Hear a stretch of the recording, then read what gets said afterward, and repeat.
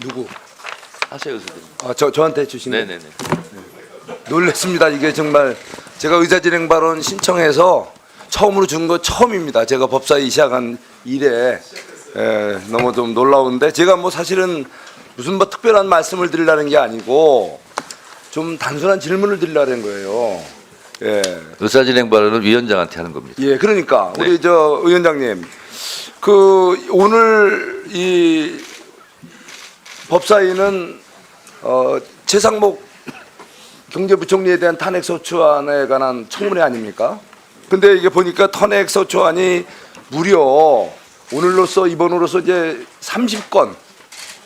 도대체 뭐 상상할 수 없는 이 탄핵이라는 게 그렇게 쉬운 말이 아니잖아요. 예?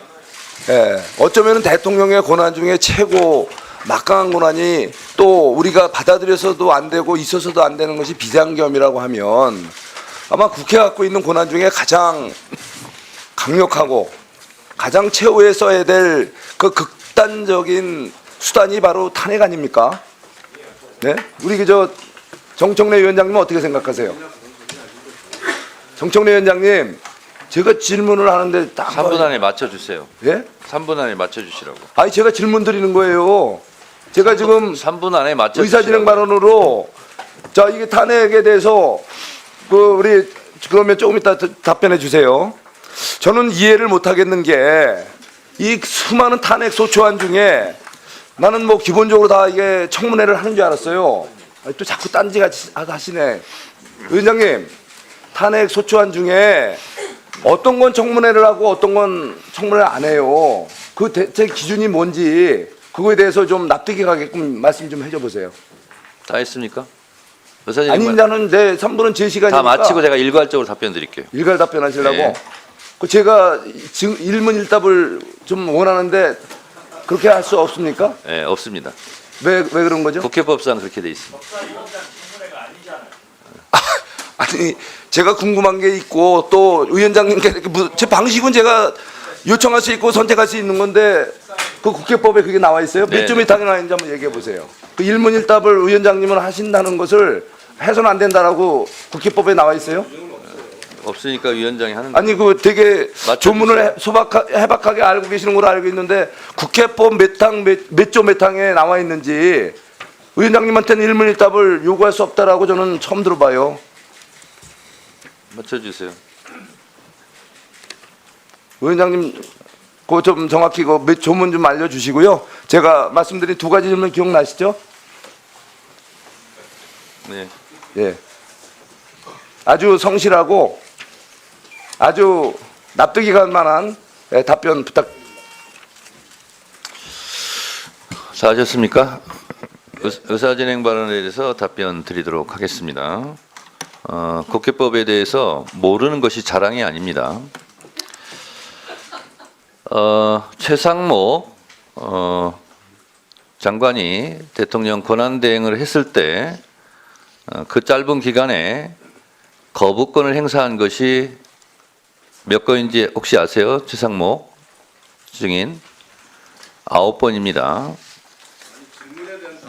답변합니다. 내란특검법, 김건희특검법, 지방교육재정교부금법, 방송법, 초중등교육법, 반인권 국가범죄 시위 등에 관한 특례법, 2차 내란특검법, 명태균특검법, 3인 방송법 개정안 이 9건에 대해서 거부권을 행사했습니다. 그리고 내란 수괴 우두머리로 곧 감옥에 갈지도 모르는 윤석열 전 대통령도 수십 건의 거부권을 행사했습니다. 헌법재판소는 정치적으로 법적으로 해결할 일을 가지고 국회에서 권한을 행사한 걸 가지고 군대를 동원해서 국회를 보낸 것은 명확하게 위헌이다 하고 파면 사유 중에 하나로 그것을 얘기했습니다.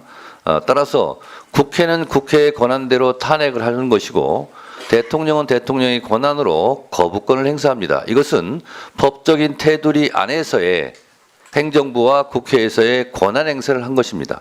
이것이 불법도 아니고 위헌도 아닙니다. 그럼 거기에 맞대응을 하고 또 정치적인 대화나 타협을 시도했어야지. 그렇다고 해서 군대를 동원해서 국회를 침탈한 것은 위헌이다라고 답변을 했고요.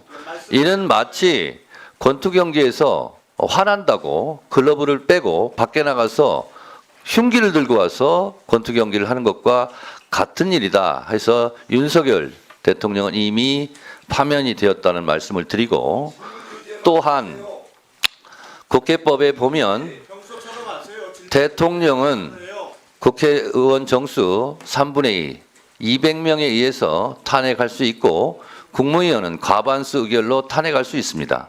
그러면 본회의에서 탄핵을 곧장 의결할 수 있고, 그리고 국회에서 의결로 탄핵 조사를 법사위에 회부하여 탄핵 조사를 하게 할 수 있습니다.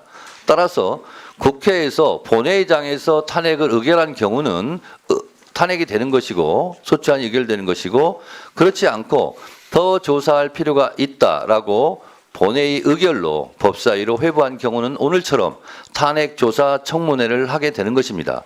법사위원장이 임의로 탄핵 조사 청문회를 하는 것이 아니고 본회의의 의결로 회부되었기 때문에 방금 제가 국회법 130조를 읽어드린 것처럼 지체 없이 조사 보고해야 된다. 이 조항에 따라서 한다고 제가 읽어드렸음에도 불구하고 국회법을 모르면 위원장이 그 법을 안내할 때 제대로 들어야지 그걸 가지고 질문하는 의원님에 대해서 유감을 표명을 합니다. 박범계 간사님, 네, 의사진행 발언하시죠. 아니